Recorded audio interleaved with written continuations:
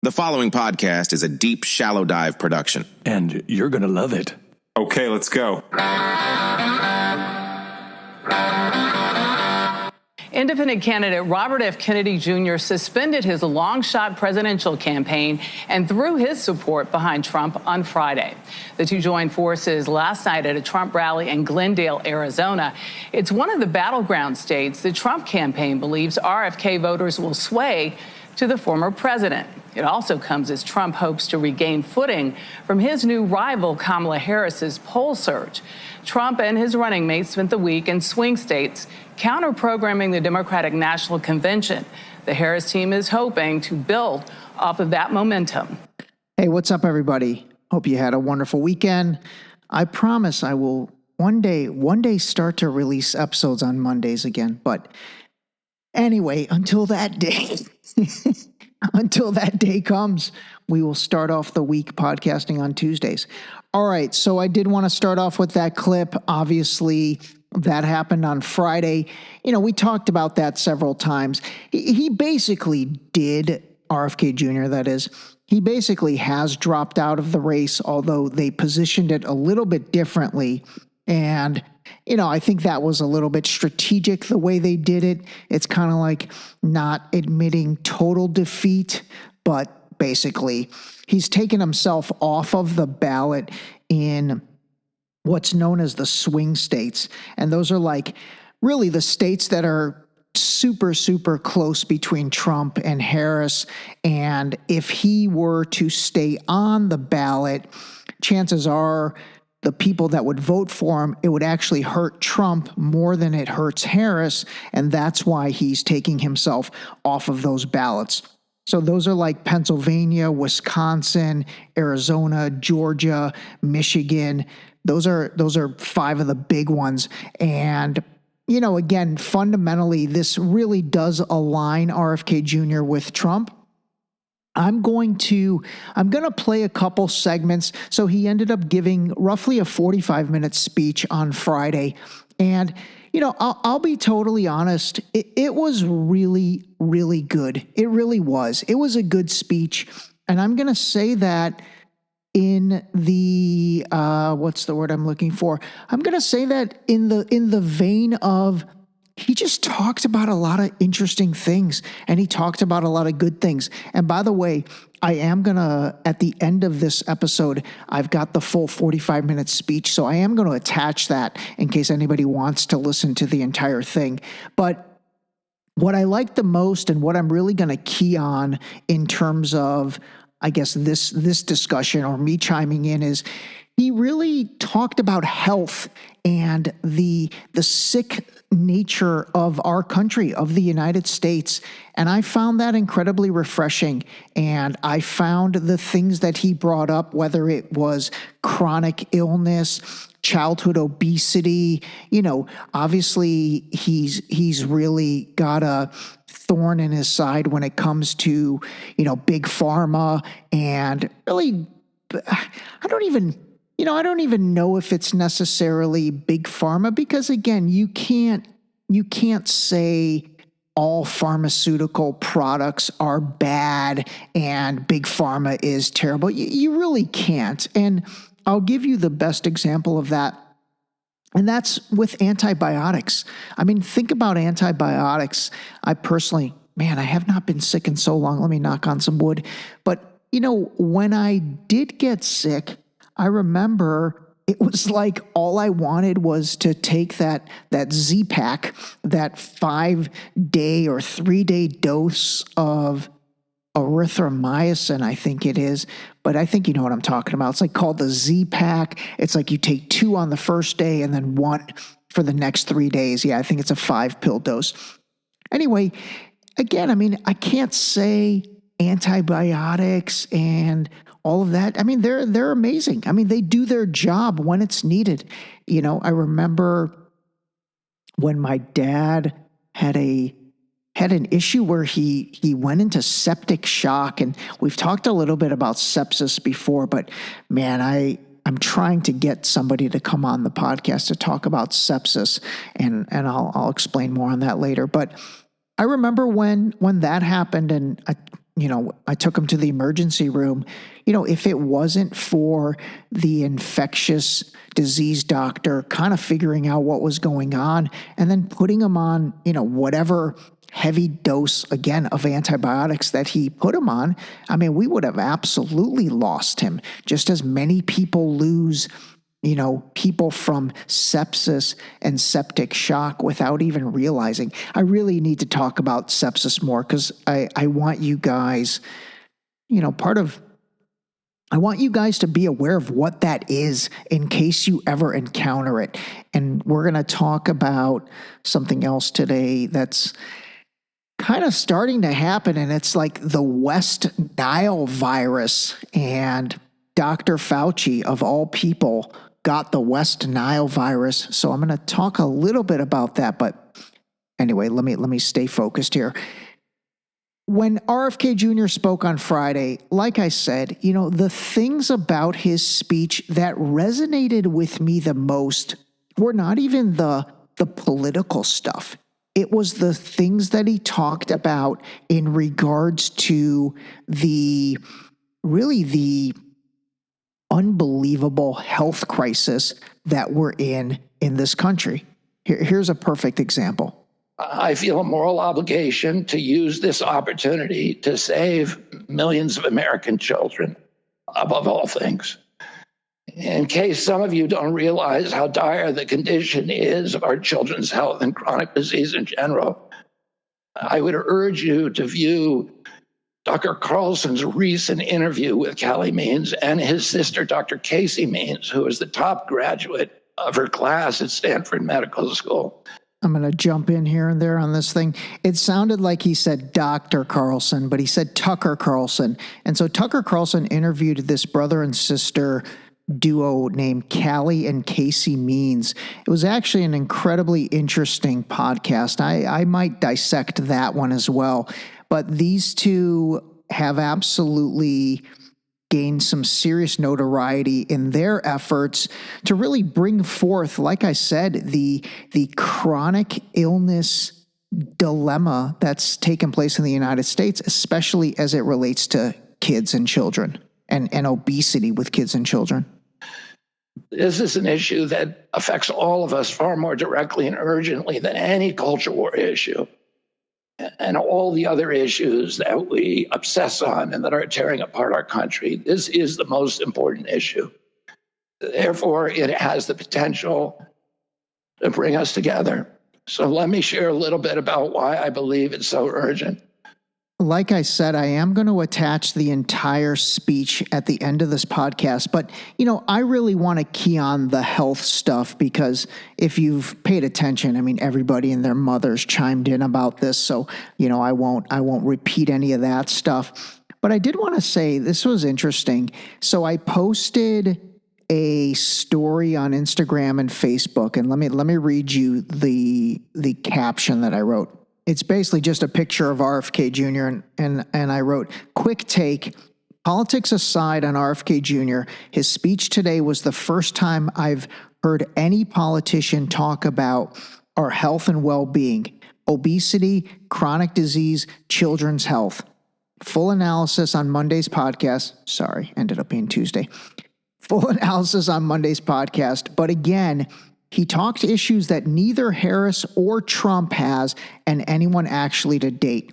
So that was the story that I posted, which I think is funny because, again, if you think about what I said there, I'm basically saying, hey, politics aside, it's incredibly cool that he's talking about our health and our wellness, and especially that he takes it to children. And, oh my God, it's like I got attacked for that by close friends. I'm not going to mention names. I don't think they listen to this, but let me read you, for example, two of the DMs that I got. Here's the first one. He is crazy. His brain is eaten by worm. That is a reason he is backing a liar, cheater, and a felon, or they pay him well. Okay, so that was the first one. And then the second one was, let's see, hold on a second. So the second one, we weren't even talking about this, by the way, and then like all of a sudden out of nowhere, the chime in was the years of cocaine abuse and the fact that the only reason he even went with Don the Con was after the Harris campaign rejected meeting with him. Since his money stopped coming in when she joined the race, they were like, yeah, no thanks. He is overall now as gross as the man he made the deal with. Anyway, holy guacamole. And I wanted to share that because, again, now I did ask both of them. I said, hey, okay, cool. I respect your opinion. Did you listen to the speech? No, I would never listen to that guy. So again, who really is in the right and in the wrong on this? Actually, it's not even about in the right or in the wrong, but you don't even listen to the speech. And then my post was really not even talking politics. It was basically complimenting him for at least having the guts to bring up health, bring up the sickness, the chronic disease, the inflammation, childhood obesity, topics that, quite frankly, really matter, especially when it relates to our children. But again, I'm telling you, that Trump derangement syndrome just literally disguises everything. And some people, the people that have it, can't see past that. No different than the people that have the Trump worship syndrome, which I've talked to you guys about that. I've talked about Trump worship syndrome, where you literally can't say or be open to hearing anything negative against Trump or anything that could be done in a better way, which again, like I've said, there's a million things that could be done in a better way, especially his closing speech at the RNC. He totally missed an opportunity with that. I've talked about that several times before. All right, listen to the rest of this. He's about to drop some stats, which are just mind-boggling. Today, 2/3, we spend more on healthcare than any country on earth, twice what they pay in Europe. And yet we have the worst health outcomes of any nation in the world. We're about 79th in health outcomes behind Costa Rica and Nicaragua and Mongolia and other countries. Nobody has a chronic disease burden like we have. And during the COVID epidemic, we had the highest body count of any country in the world. We had 16% of the COVID deaths, and we only have 4.2% of the world's population. And CDC says that's because we are the sickest people on earth. We have the highest chronic disease rate on earth. And the average American who died from COVID had 3.8 chronic diseases. So these were people who had immune system collapse, who had mitochondrial dysfunction. That is such an incredible stat. And again, something that unfortunately has been completely brushed under the rug coming out of COVID. But listen to this again. COVID had 3.8 chronic diseases. So these were people who had immune system collapse, who had mitochondrial dysfunction. Unfortunately, this is just another topic that emotions get the best of people. But when you look at the data of all the people that died from quote unquote COVID, but at least 70% of them had comorbidities. They had other things going on. I think 82% were over the age of 65. So a lot of elderly people that, again, had comorbidities. They were not healthy. They had a compromised immune system. And then they get hit with a strong virus. I've said it before. I'm going to say it again. COVID absolutely was and is a real virus. There's no doubt about that. Anybody that questions it being a virus is crazy. Like I've said a million times, and I'm going to say it one more time. I got it in June of 21. It kicked my ass, absolutely kicked my ass. So there's no arguing that. But, the people that have strong immune systems were able to, for the most part, battle it like they battled any other illness. And no other country has anything like this.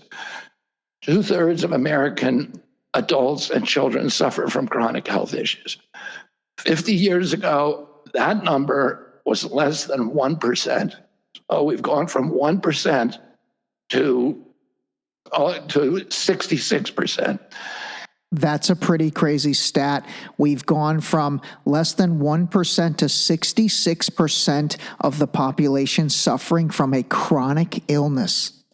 In America, 74% of Americans are now overweight or obese, and 50% of our children. 120 years ago, when somebody was obese, they were sent to the circus. There were case reports done about them. Obesity was almost unknown. In Japan, the childhood obesity rate is 3% compared to 50% here. The childhood obesity rate in the United States at 50%. That is insane. And you know what? I believe it. I really do believe it. And again, that's just based on my own visual observation of kids these days. There's been an explosion of neurological illnesses that I never saw as a kid: ADD, ADHD, speech delay, language delay, Tourette's syndrome, narcolepsy, ASD, Asperger's, autism. In the year 2000, the autism rate was 1 in 1,500.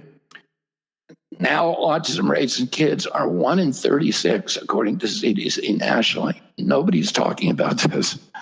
Those numbers are insane. I'm going to play that end for you again, but I'm trying to get somebody on the podcast to talk about all these childhood things, autism, ADHD, all this stuff, because honestly, it really is incredible to me. But listen to this again.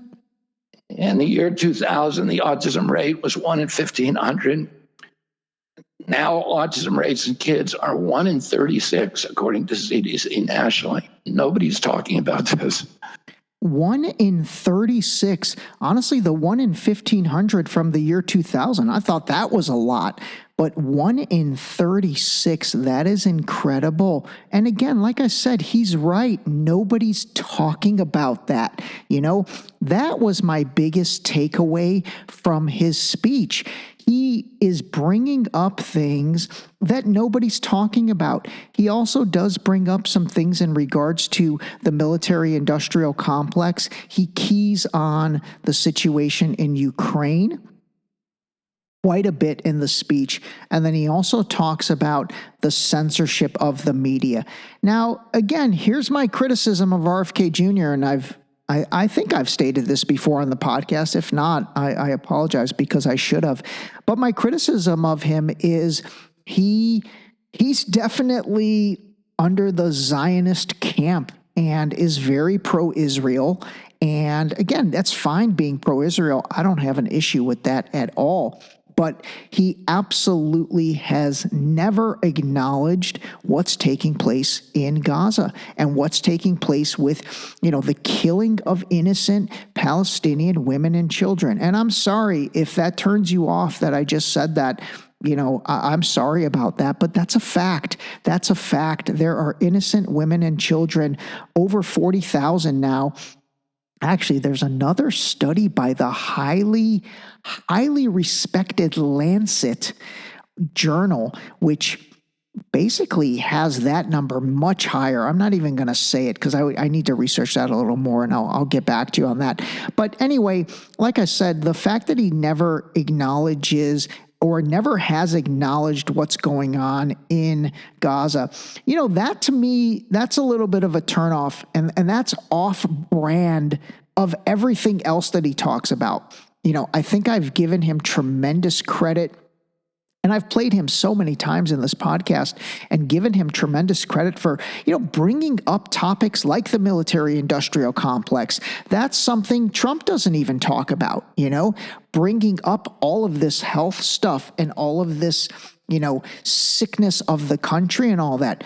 Trump doesn't talk about that. Kamala Harris doesn't talk about that. Quite frankly, no politician really has addressed that. And so I give him tremendous credit for really changing the dynamic of this presidential race, which I do think he has done. So, now that he's dropping out and putting his weight behind Trump.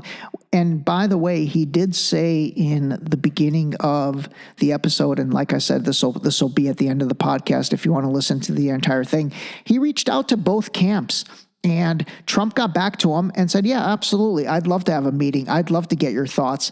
And the Harris camp never even got back to him. And they said they're not even willing to have a conversation with him. So you decide what you think about that. I know immediately some people are going to justify it, but again, we're adults. Come on, we're adults. Like we're not 5-year-old kids anymore talking about this. These are serious issues. And again, I don't care if you hate Robert F. Kennedy Jr., you have to give him credit for bringing up things that quite frankly matter.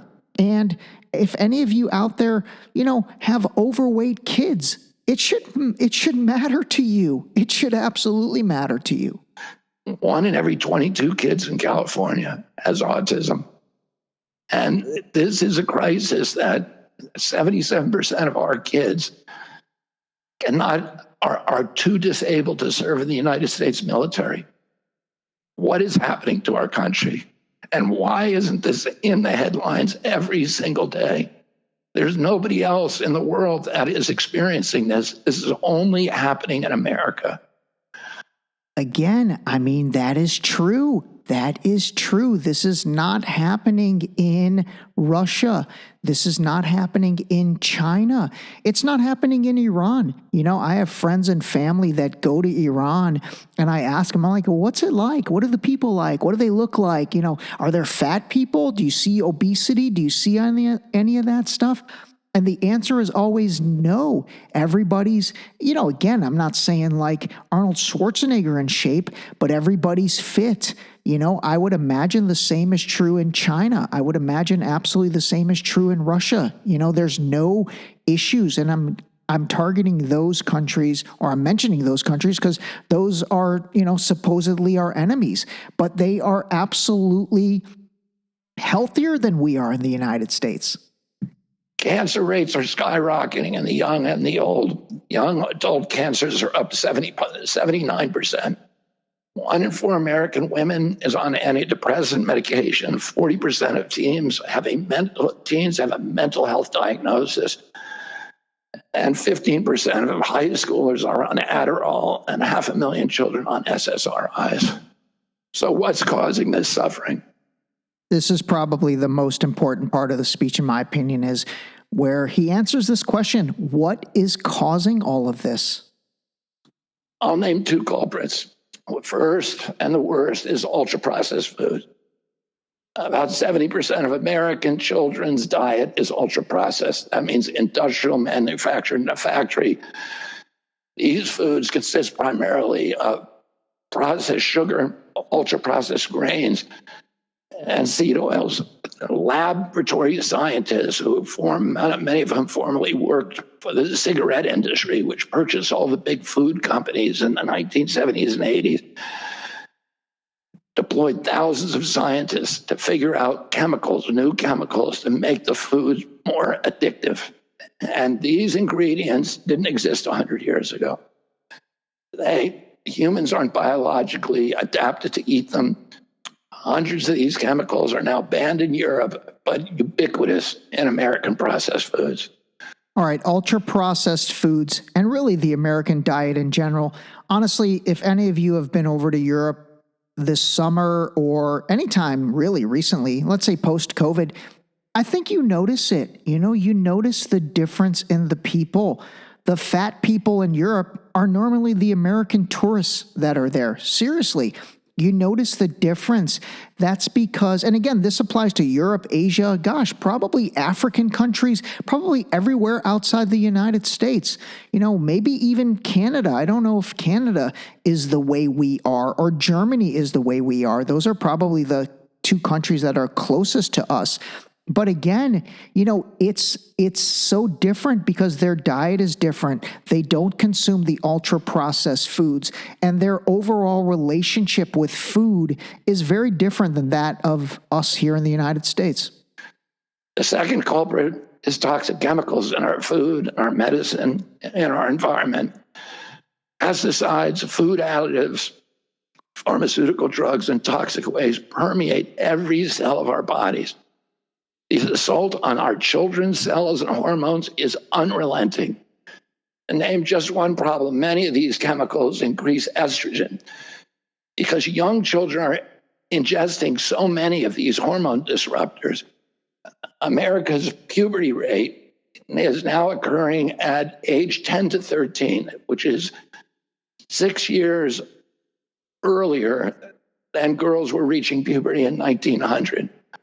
That's pretty crazy that girls are going through puberty at such an early age. I mean, that's incredible. Now, maybe 18 from 1900's not viable anymore, but gosh, at least 15 I thought was young or normal, but 10 to 12, that is insane. Our country has the earliest puberty rates of any continent on the earth. And no, this isn't because of better nutrition.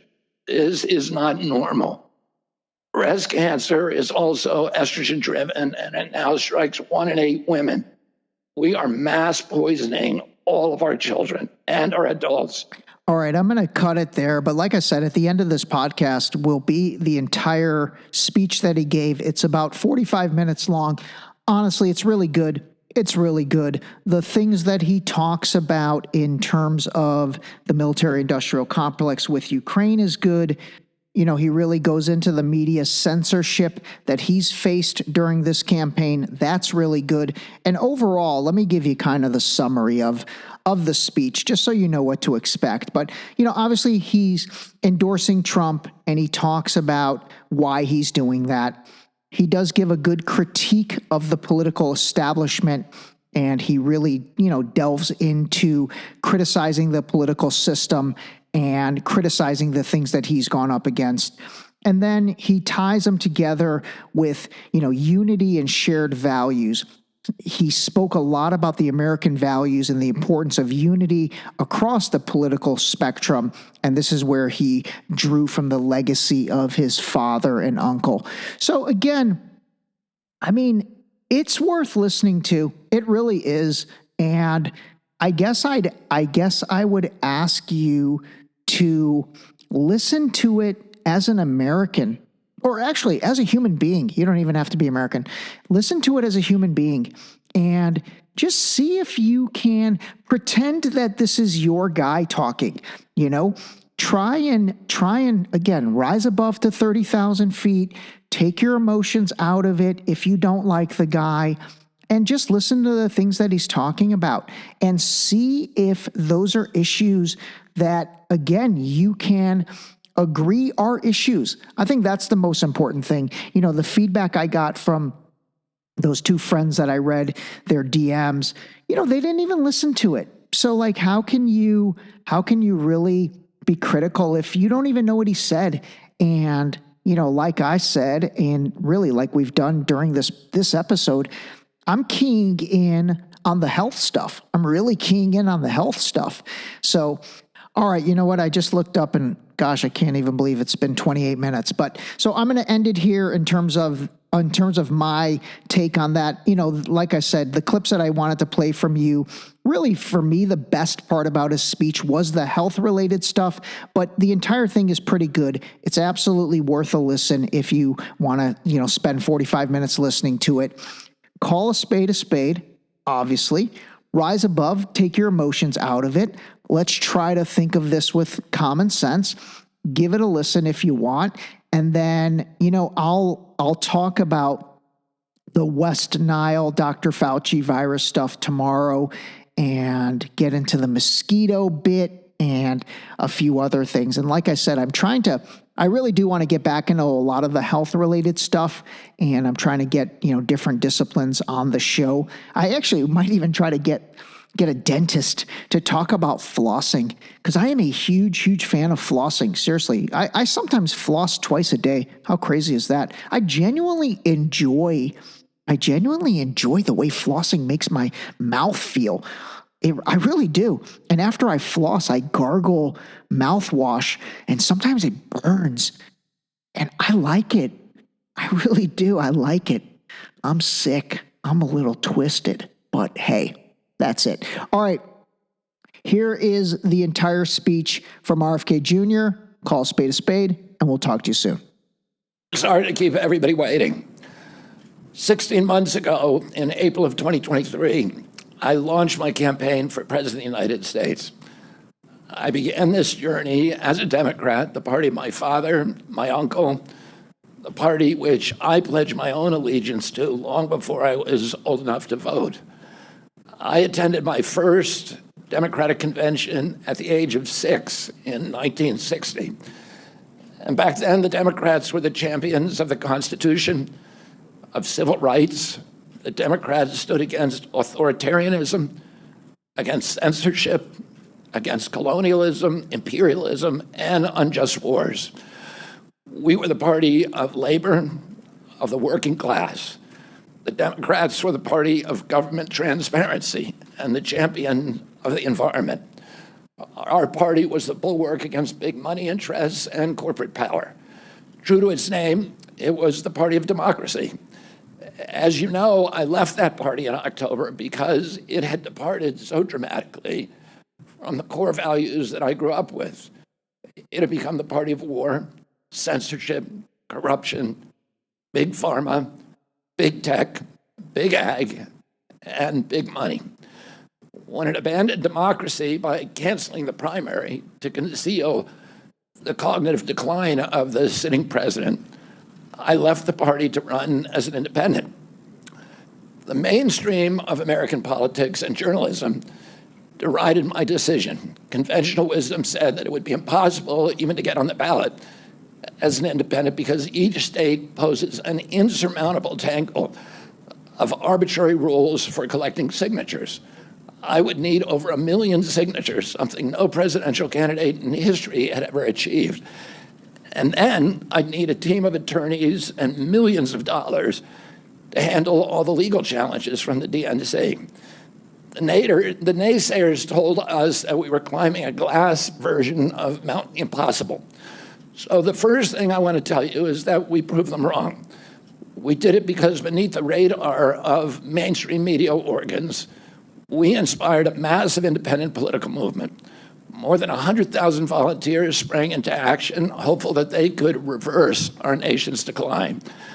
Many worked 10-hour days, sometimes in blizzards and blazing heat. They sacrificed family time, personal commitments, and sleep month after month, energized by a shared vision of a nation healed of its divisions. They set up tables at churches and farmers markets. They canvassed door to door. In Utah and in New Hampshire, volunteers collected signatures in snowstorms, convincing each supporter to stop in the frigid cold, to take off their gloves, and to sign legibly. During a heat wave in Nevada, I met a tall, athletic volunteer who cheerfully told me that he had lost 25 pounds collecting signatures in 117-degree heat. To finance this effort, young Americans donated their lunch money, and senior citizens gave up part of their Social Security checks. Our 50-state organization collected those millions of signatures and more. No presidential campaign in American political history has ever done that. And so I want to thank all of those dedicated volunteers and congratulate the campaign staff who coordinated this enormous logistical feat. Your accomplishments were regarded as impossible. You carried me up that glass mountain. You pulled off a miracle. You achieved what all the pundits said could never be done.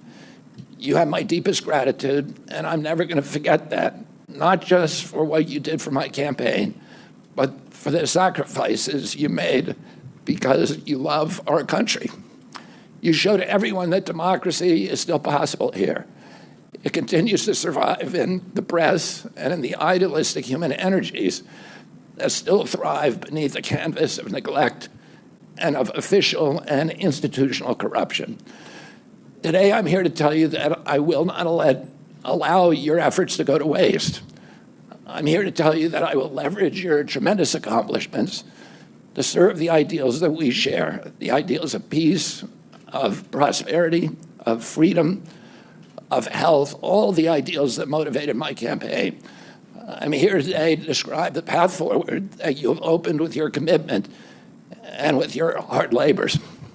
Now, in an honest system, I believe that I would have won the election. In a system the kind that my father and my uncles thrived in, a system with open debates, with fair primaries, with regularly scheduled debates, with fair primaries, and with a truly independent media untainted by government propaganda and censorship. in a system of nonpartisan courts and election boards, everything would be different. After all, the polls consistently showed me beating each of the other candidates, both in favorability and also in head-to-head matchups. But I'm sorry to say that while democracy may still be alive at the grassroots, it has become little more than a slogan for our political institutions, for our media, and for our government, and most sadly at all for me, for the Democratic Party. In the name of saving democracy, the Democratic Party set itself to dismantling it, lacking confidence in its candidate, that its candidate could win in a fair election at the voting booth. The DNC waged continual legal warfare against both President Trump and myself. Each time that our volunteers turned in those towering boxes of signatures needed to get on the ballot, the DNC dragged us into court, state after state, attempting to erase their work and to subvert the will of the voters who had signed those petitions. It deployed DNC-aligned judges to throw me and other candidates off the ballot and to throw President Trump in jail. It ran a sham primary that was rigged to prevent any serious challenge to President Biden. Then, when a predictably bungled debate performance precipitated the palace coup against President Biden, the same shadowy DNC operatives appointed his successor, also without an election. They installed a candidate who was so unpopular with voters that she dropped out in 2020 without winning a single delegate. My uncle and my father both relished debate. They prided themselves on their capacity to go toe-to-toe with any opponent in the battle over ideas. They would be astonished to learn of a Democratic Party presidential nominee who, like Vice President Harris, has not appeared in a single interview or an unscripted encounter with voters for 35 days.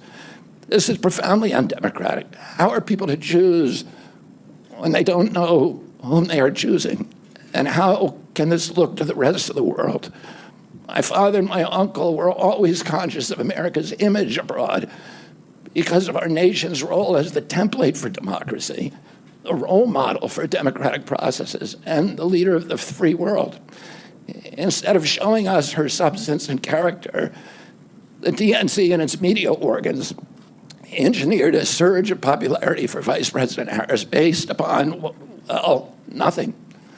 No policies, no interviews, no debates, only smoke and mirrors and balloons in a highly produced Chicago circus. There in Chicago, a string of Democratic speakers mentioned Donald Trump 147 times just on the first day.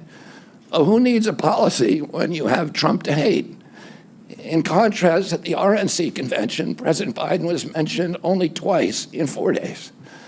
I do interviews every day. Many of you have interviewed me. Anybody who asks gets to interview me. Some days I do as many as 10. President Trump, who actually was nominated and won an election, also does interviews daily. How did the Democratic Party choose a candidate that has never done an interview or debate during the entire election cycle? We know the answers. They did it by weaponizing the government agencies. They did it by abandoning democracy. They did it by suing the opposition and by disenfranchising American voters. What most alarms me isn't how the Democratic Party conducts its internal affairs or runs its candidates. What alarms me is the resort to censorship and media control and the weaponization of the federal agencies. When a U.S. president colludes with or outright coerces media companies to censor political speech, it's an attack on our most sacred right of free expression, and that's the very right upon which all of our other constitutional rights rest. President Biden mocked Vladimir Putin's 88% landslide in the Russian elections, observing that Putin and his party controlled the Russian press and that Putin prevented serious opponents from appearing on the ballot. But here in America, the DNC also prevented opponents from appearing on the ballot. And our television networks expose themselves as Democratic Party organs. Over the course of more than a year, in a campaign where my poll numbers reached at times in the high 20s, the DNC-aligned mainstream media networks maintain a near-perfect embargo on interviews with me. During his 10-month presidential campaign in 1992, Ross Perot gave 34 interviews on mainstream networks. In contrast, during the 16 months since I declared, ABC, NBC, CBS, MSNBC, and CNN combined gave only 2 live interviews from me. Those networks instead ran a continuous deluge of hit pieces with inaccurate, often vile, pejoratives and defamatory smears. Some of those same networks and colluded with the DNC to keep me off the debate stage. Representatives of those networks are in this room right now, and I'll just take a moment to ask you to consider the many ways that your institutions have abdicated this really sacred responsibility, the duty of a free press to safeguard democracy and to challenge always the party in power. Instead of maintaining that posture of fierce skepticism toward authority, your institutions have made themselves government mouthpieces and stenographers for the organs of power. You didn't alone cause the devolution of American democracy, but you could have prevented it. The Democratic Party's censorship of social media was even more of a naked exercise of executive power. This week, a federal judge, Terry Doty, upheld my injunction against President Biden, calling the White House's censorship project, quote, the most egregious violation of the First Amendment in the history of the United States of America. Doty's previous 155-page decision details how just 37 hours after he took the oath of office, swearing to uphold the Constitution, President Biden and his White House opened up a portal and then invited the CIA, the FBI, CISA, which is a censorship agency, it's the center of the censorship industrial complex, DHS, the IRS, and other agencies to censor me and other political dissidents on social media. Even today, users who try to post my campaign videos to Facebook or YouTube get messages that this content violates community standards. 2 days after Judge Doty rendered his decision this week, Facebook was still attaching warning labels to an online petition calling on ABC to include me in the upcoming debate. They said that violates community standards, their community standards. The mainstream media was once the guardian of the First Amendment and democratic principles, and it's joined this systemic attack on democracy. The media justifies their censorship on the grounds of combating misinformation, but governments and oppressors don't censor lies. They don't fear lies. They fear the truth, and that's what they censor. And I don't want any of this to sound like a personal complaint, because it's not. For me, it's all part of a journey, and it's a journey that I signed up with. But I need to make these observations because I think they're critical for us doing the thing that we need to do as citizens in a democracy to assess where we are in this country and what our democracy still looks like, and the assumptions about U.S. leadership around the globe. And are we really still a role model for democracy in this country? Or have we made it, a kind of a joke? And here's the good news. While mainstream outlets denied me a critical platform, they didn't shut down my ideas, which have especially flourished among young voters and independent voters, thanks to the alternative media. Many months ago, I promised the American people that I would withdraw from the race if I became a spoiler. A spoiler is someone who will alter the outcome of the election but has no chance of winning. In my heart, I no longer believe that I have a realistic path to electoral victory in the face of this relentless systematic censorship and media control. So I cannot in good conscience ask my staff and volunteers to keep working their long hours or ask my donors to keep giving when I cannot honestly tell them that I have a real path to the White House. Furthermore, our polling consistently showed that by staying on the ballot in the battleground states, I would likely hand the election over to the Democrats with whom I disagree on the most existential issues: censorship, war, and chronic disease. I want everyone to know that I am not terminating my campaign. I am simply suspending it and not ending it. My name will remain on the ballot in most states. If you live in a blue state, you can vote for me without harming or helping President Trump or Vice President Harris. In red states, the same will apply. I encourage you to vote for me. And if enough of you do vote for me, and neither of the major party candidates win 270 votes, which is quite possible. In fact, today our polling shows them tying at 269 to 269.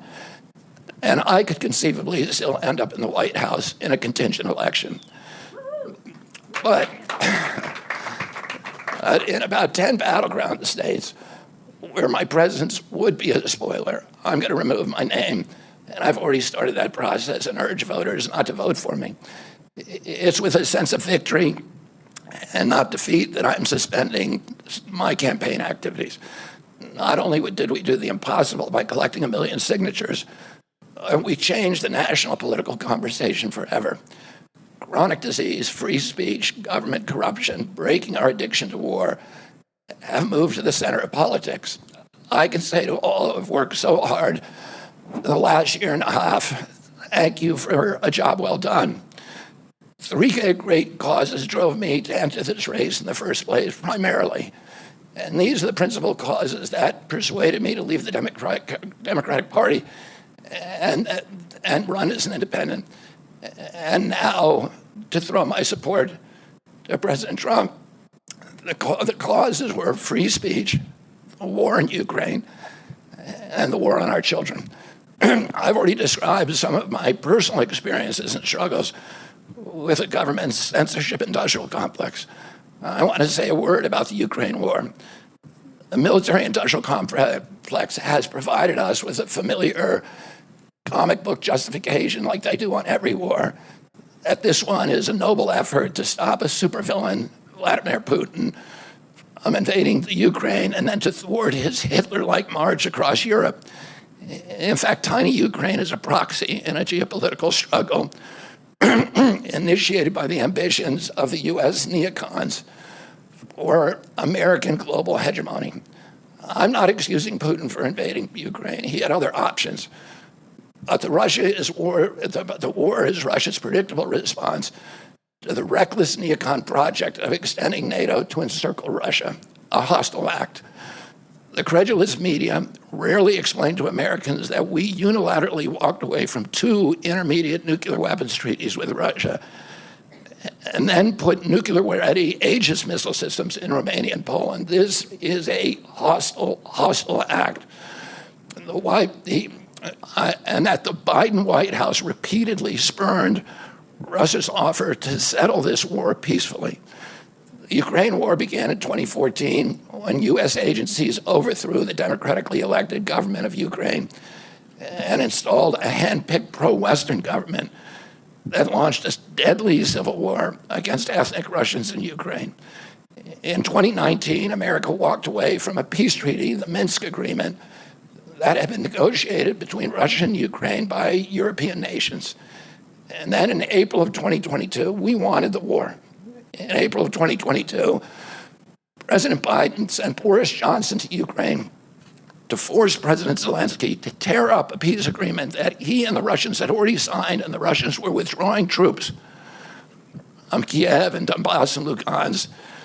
And that peace agreement would have brought peace to the region and would have allowed Donbass and Lugansk to remain part of Ukraine.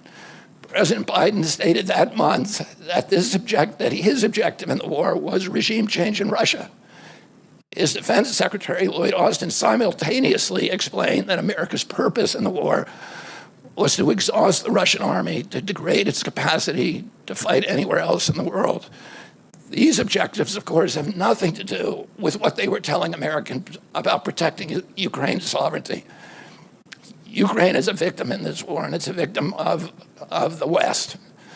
Since then, of Russia and both Russia and the West. Since then, we have, since tearing up that agreement, forcing Zelensky to tear up the agreement, we've squandered the flower of Ukrainian youth, as many as 600,000 Ukrainian kids and over 100,000 Russian kids, all of whom we should be mourning, have died, and the Ukraine's infrastructure is destroyed. The war has been a disaster for our country as well. We squandered nearly $200 billion already, and these are badly needed dollars in our communities, suffering communities all over our country. The Nord Stream pipeline sabotage and the sanctions have destroyed Europe's industrial base, which formed the bulwark of U.S. national security. A strong Germany with a strong industry is a much, much stronger deterrent to Russia, and a Germany that is deindustrialized and turned into just an extension of U.S. military base. We've pushed Russia into a disastrous alliance with China and Iran. We're closer to the brink of nuclear exchange than at any time since 1962. And the neocons in the White House don't seem to care at all. Our moral authority and our economy are in shambles, and the war gave rise to the emergence of BRICS, which now threatens to replace the dollar as the global reserve currency. This is a first-class calamity for our country.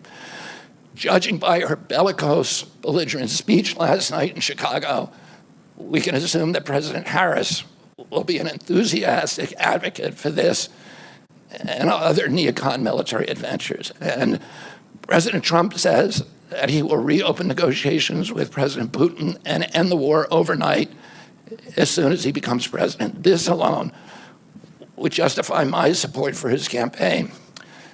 Last summer, it looked like no candidate was willing to negotiate a quick end to the Ukraine war, to tackle chronic disease epidemic, to protect free speech, our constitutional freedoms, to clean corporate influence out of our government, or to defy the neocons and their agenda of endless military adventurism. But now one of the two candidates has adopted these issues as his own, to the point where he has asked to enlist me in his administration. I'm speaking, of course, of Donald Trump. Less than 2 hours after President Trump narrowly escaped assassination, Callie Means called me on my cell phone. I was then in Las Vegas. Callie is arguably the leading advocate for food safety, for soil regeneration, and for ending the chronic disease epidemic that is destroying America's health and ruining our economy. Callie has exposed the insidious corruption at the FDA, the NIH, the HHS, and the USDA that has caused the epidemic. Callie had been working on and off for my campaign, advising me on those subjects since the beginning. And those subjects have been my primary focus for the last 20 years. I was delighted when Callie told me that day that he had also been advising President Trump. He told me President Trump was anxious to talk to me about chronic disease and other subjects and to explore avenues of cooperation. He asked if I would take a call from the president. President Trump telephoned me a few minutes later, and I met with him the following day. A few weeks later, I met again with President Trump and his family members and closest advisors in Florida. In a series of long, intense discussions, I was surprised to discover that we are aligned on many key issues.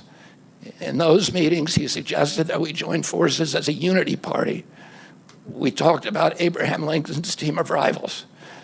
That arrangement would allow us to disagree publicly and privately and fiercely, if need be, on issues over which we differ, while working together on the existential issues upon which we are in concordance.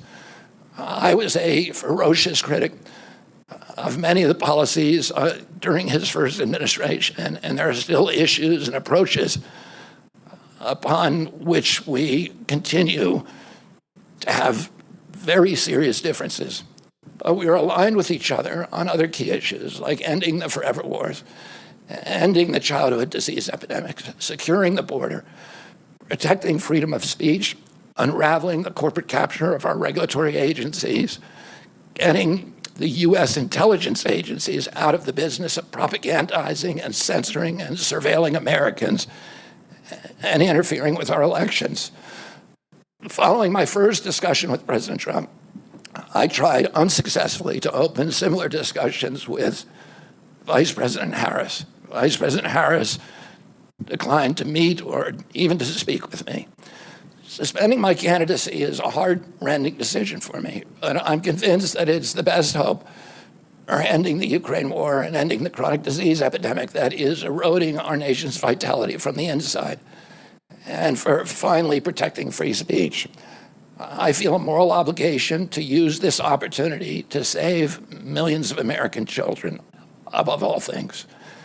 In case some of you don't realize how dire the condition is of our children's health and chronic disease in general, I would urge you to view Dr. Carlson's recent interview with Kelly Means and his sister, Dr. Casey Means, who is the top graduate of her class at Stanford Medical School.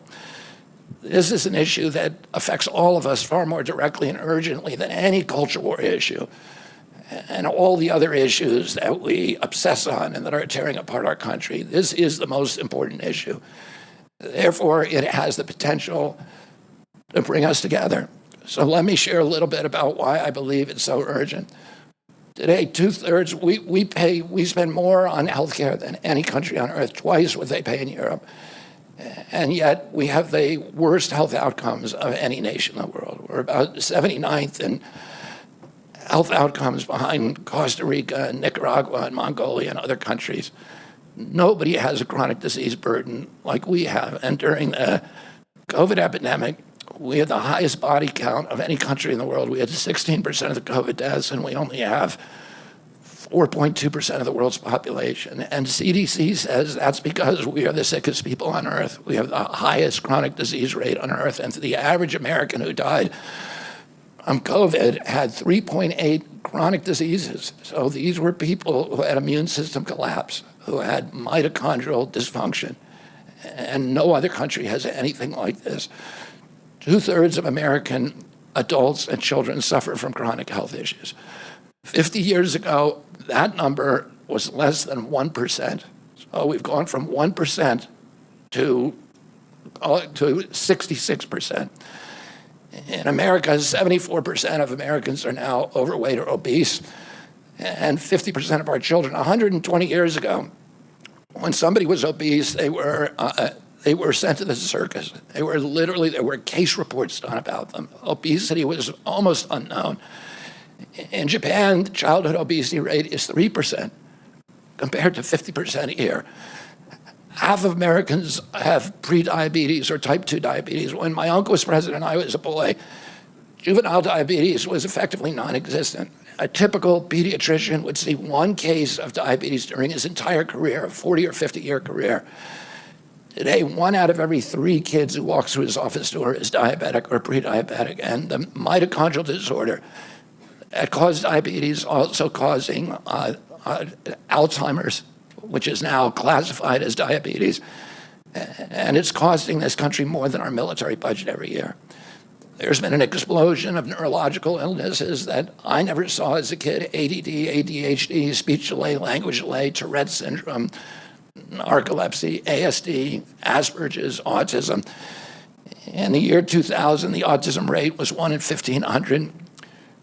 Now, autism rates in kids are 1 in 36, according to CDC nationally. Nobody's talking about this. 1 in every 22 kids in California has autism. And this is a crisis that 77% of our kids are too disabled to serve in the United States military. What is happening to our country? And why isn't this in the headlines every single day? There's nobody else in the world that is experiencing this. This is only happening in America. About 18%, and by the way, there has been no change in diagnosis, which the industry sometimes like to say. There has been no change in screening. This is a change in incidence. In my generation, 70-year-old men, the autism rates are about 1 in 10,000. In my kids' generation, 1 in 34. I'll repeat, in California, 1 in 22. Why are we letting this happen? Why are we allowing this to happen to our children? These are the most precious assets that we have in this country. How can we let this happen to them? About 18% of American teens now have fatty liver disease. That's like 1 out of every 5. That disease, when I was a kid, only affected late-stage alcoholics who were elderly. Cancer rates are skyrocketing in the young and the old. Young adult cancers are up 79%. 1 in 4 American women is on antidepressant medication. 40% of teens have a mental health diagnosis. And 15% of high schoolers are on Adderall, and 500,000 children on SSRIs. So what's causing this suffering? I'll name 2 culprits. First, and the worst, is ultra-processed food.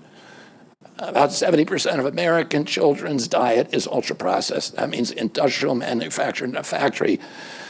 These foods consist primarily of processed sugar, ultra-processed grains, and seed oils.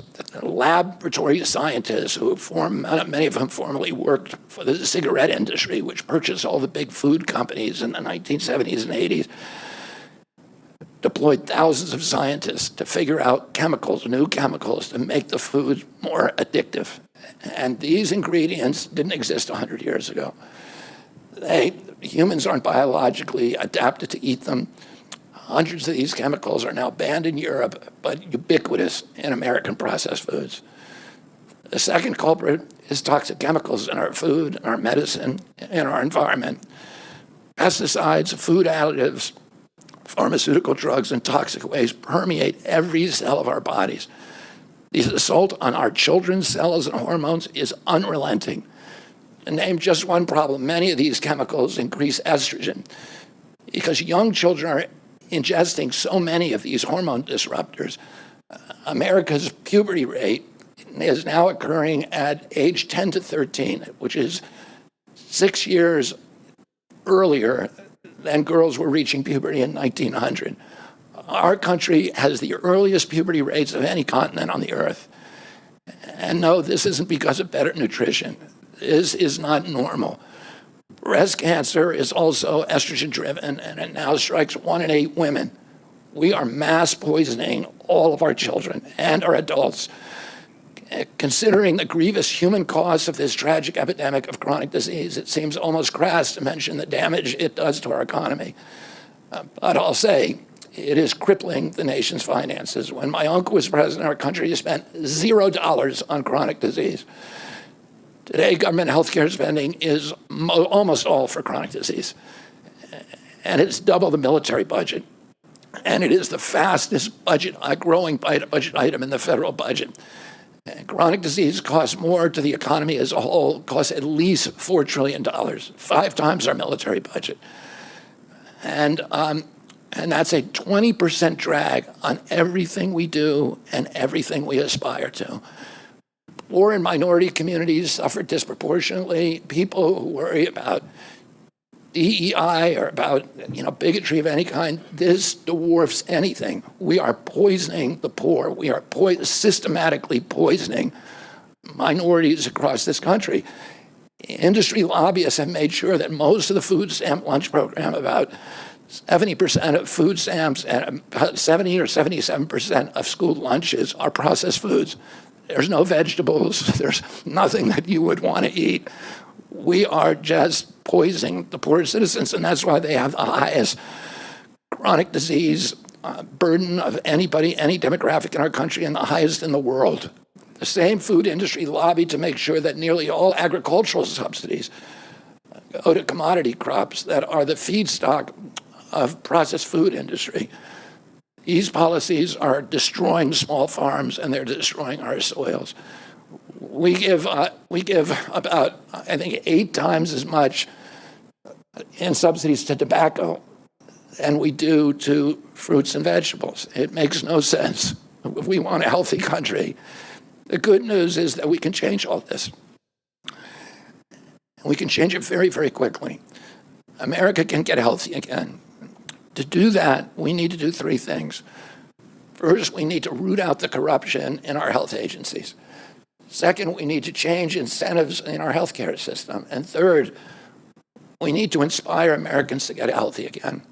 80% of NIH grants go to people who have conflicts of interest. These are the people, virtually everybody who sits, Joe Biden just appointed a new panel to NIH to decide the food recommendations. And they're all people who are from the industry. They're all people who are from the processed food companies. They're deciding what Americans, here is healthy. And the recommendations on the food pyramid, and what goes to our school lunch programs, what go to the program, the Swiss program, the food stamp programs. They are all corrupted and conflicted individuals. These agencies, the FDA, USDA, and CDC, all of them are controlled by giant for-profit corporations. 75% of the FDA's funding doesn't come from taxpayer, it comes from pharma. And pharma executives and consultants and lobbyists cycle in and out of these agencies. With President Trump's backing, I'm going to change that. We're going to staff these agencies with honest scientists and doctors who are free from industry funding. We're going to make sure the decisions of consumers, doctors, and patients are informed by unbiased science. A sick child is the best thing for the pharmaceutical industry. When American children or adults get sick with a chronic condition, they're put on medication for their entire life.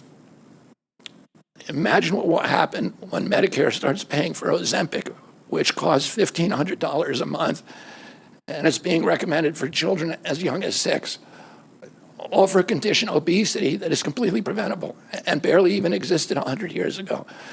And 74% of Americans are obese. The cost, if all of them took their Ozempic prescription, is $3 trillion a year. This is a drug that is made by Novo Nordisk, the biggest company in Europe. It's a Danish company, and the Danish government does not recommend it. It recommends change in diet to treat obesity and exercise. And in our country, the recommendation now is for Ozempic to children at age 6. Novo Nordisk, the biggest company in Europe, and virtually its entire value is based upon its projections of what it's going to sell, of the Ozempic it's going to sell to America. And we have the food lobbyists have a bill in front of Congress today that is backed by the White House, backed by Vice President Harris and President Biden to allow this to happen. This $3 trillion cost that is going to bankrupt our country. For a fraction of that amount, we could buy organic food for every American family, 3 meals a day, and eliminate diabetes altogether. We're going to bring healthy food back to school lunches. We're going to stop subsidizing the worst foods with our agricultural subsidies. We're going to get toxic chemicals out of our food. We're going to reform the entire food system. And for that, we need new leadership in Washington. Because unfortunately, both the Democrats and the Republican parties are in cahoots with the big food producers, Big Pharma and Big Ag, which are among the DNC's major donors. Vice President Harris has expressed no interest in addressing this issue. 4 more years of Democratic rule will complete the consolidation of corporate and neocon power, and our children will be the ones who suffer most. I got involved with chronic disease 20 years ago, not because I chose to or wanted to. It was essentially thrust upon me. It was an issue that should have been central to the environmental movement. I was a central leader at that time, but it was widely ignored by all the institutions, including the NGOs, who should have been protecting our kids against toxins. It was an orphaned issue, and I had a weakness for orphans. I watched generations of children get sicker and sicker. I had 11 siblings, and I had 7 kids myself. I was conscious of what was happening in their classrooms and to their friends, and I watched these sick kids, these damaged kids. In that generation, almost all of them are damaged. And nobody in power seemed to care or to even notice. For 19 years, I prayed every morning that God would put me in a position to end this calamity. The chronic disease crisis was one of the primary reasons for my running for president, along with ending censorship in the Ukraine war. It's the reason I've made the heart-wrenching decision to suspend my campaign and to support President Trump. This decision is agonizing for me because of the difficulties it causes my wife and my children and my friends. But I have the certainty that this is what I've meant to do. And that certainty gives me internal peace, even in storms. If I'm given the chance to fix the chronic disease crisis and reform our food production, I promise that within 2 years, we will watch chronic disease burden lift dramatically. We will make Americans healthy again. Within 4 years, America will be a healthy country. We will be stronger, more resilient, more optimistic, and happier. I won't fail in doing this. Ultimately, the future, however it happens, is in God's hands and in the hands of the American voters and those of President Trump. If President Trump is elected and honors his word, the vast burden of chronic disease that now demoralizes and bankrupts the country will disappear. This is a spiritual journey for me. I reached my decision through deep prayer, through hard-nosed logic, and I asked myself, what choices must I make to maximize my chances to save America's children and restore national health? I felt that if I refused this opportunity, I would not be able to look myself in the mirror, knowing that I could have saved lives of countless children and reversed this country's chronic disease epidemic. I'm 70 years old. I may have a decade to be effective. I can't imagine that President Harris would allow me or anyone to solve these dire problems. After 8 years of President Harris, any opportunity for me to fix the problem will be out of my reach forever. President Trump has told me that he wants this to be his legacy. I'm choosing to believe that this time he will follow through. His son, his biggest donors, his closest friends, and all support this objective. My joining the Trump campaign will be a difficult sacrifice for my wife and children, but worthwhile if there's even a small chance of saving these kids.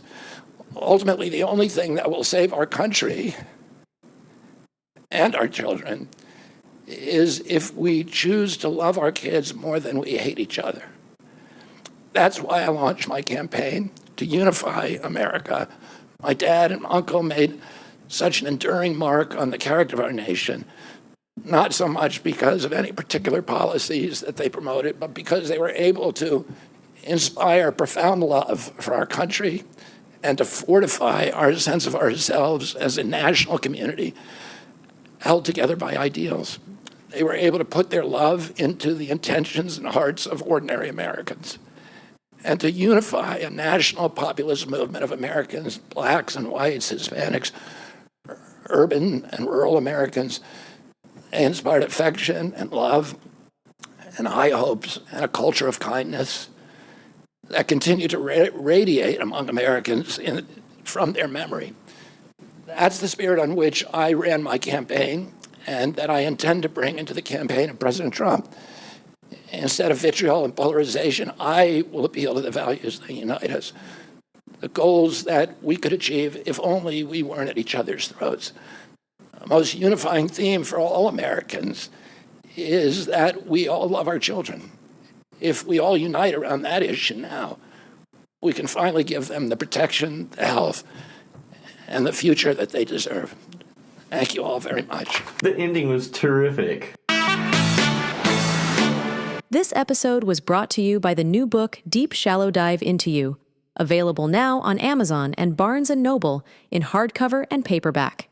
Don't forget to sign up for our new mailing list on our website at deepshallowdive.com.